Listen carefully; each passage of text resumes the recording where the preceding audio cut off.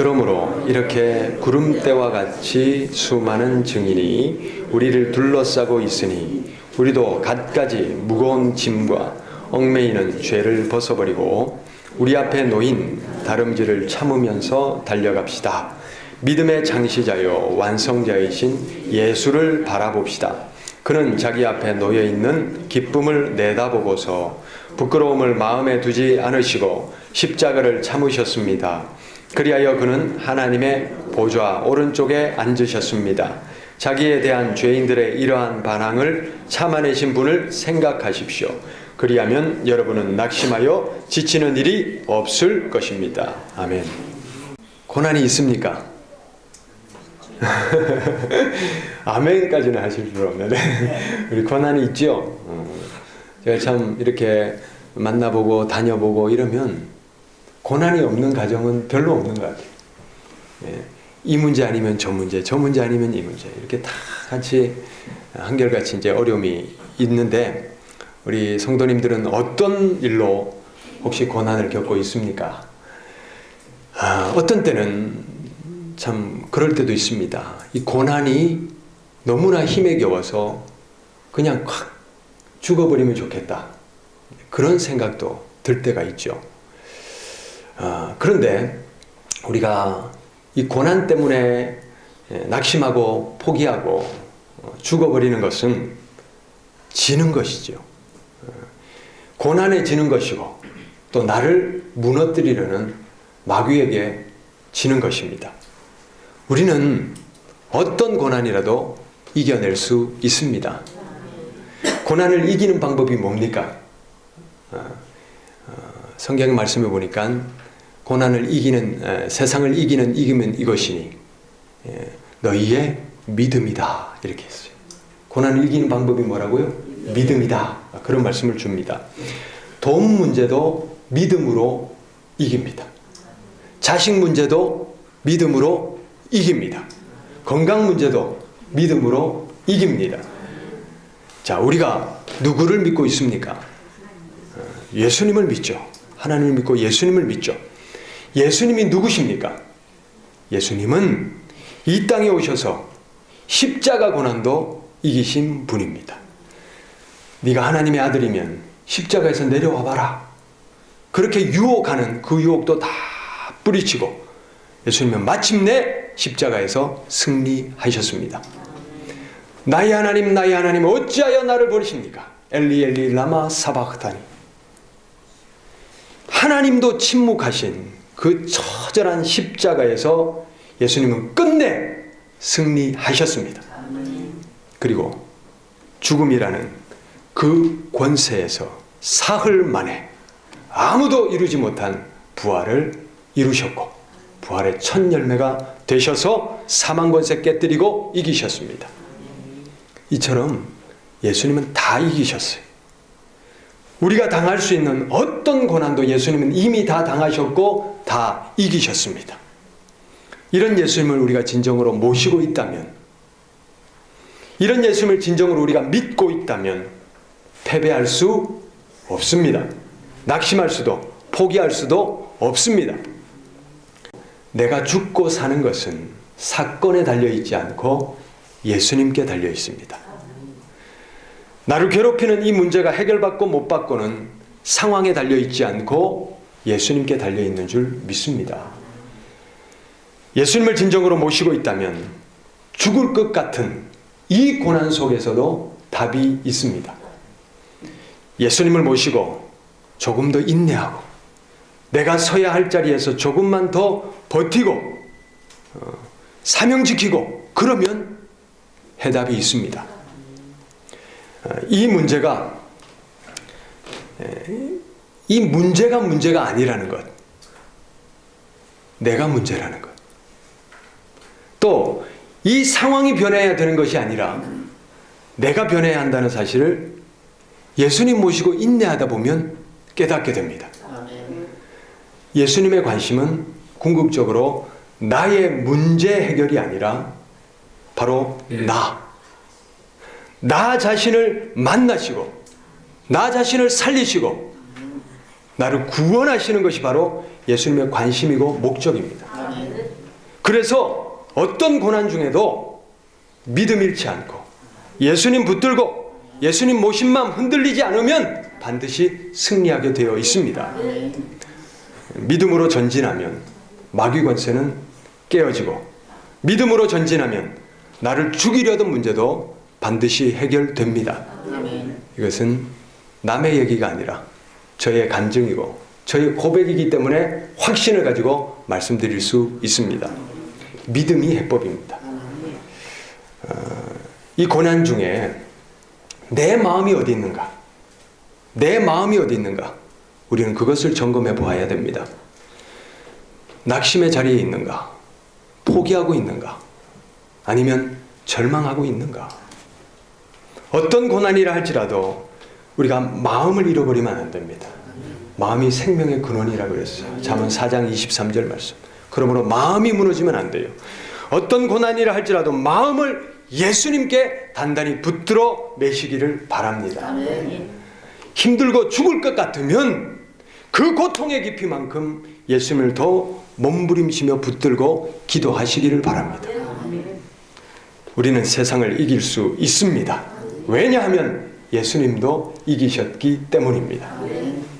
예수님을 모시고 낙심하지 말고 마귀를 대적하고 문제를 돌파하고 끝까지 인내함으로 승리를 쟁취하는 우리 모두가 되기를 바랍니다.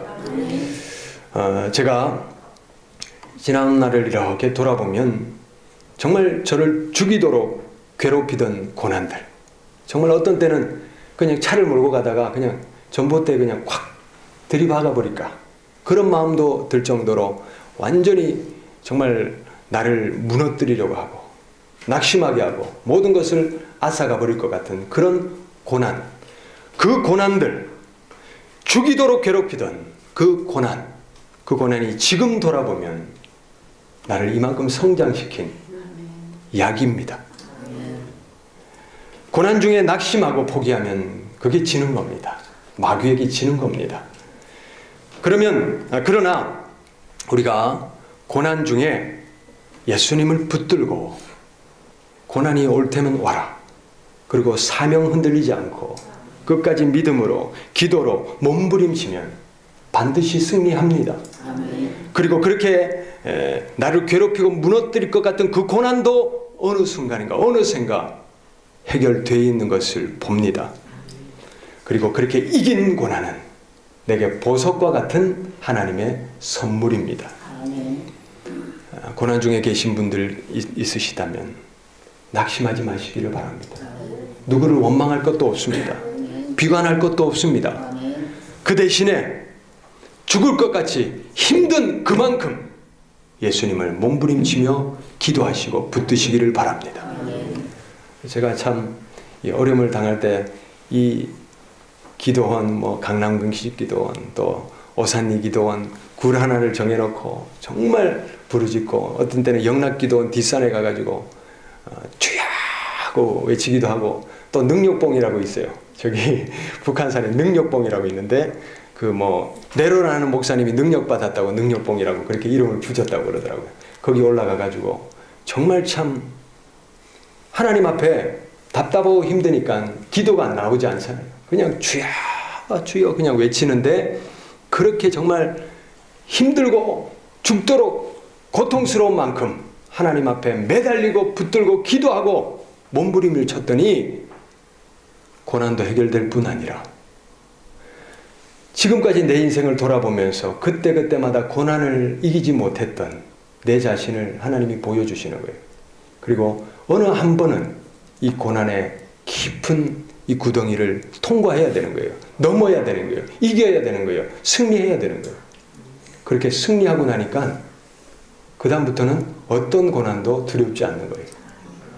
그리고 이 고난을 한번 승리하고 나면 또 고난의 내성이 생길 뿐 아니라 능력도 그만큼 하나님께서 채워주시는 줄 믿습니다. 그래서 하나님께서 그 고난을 통과한 사람들을 하나님이 쓰시는 것을 볼 수 있습니다.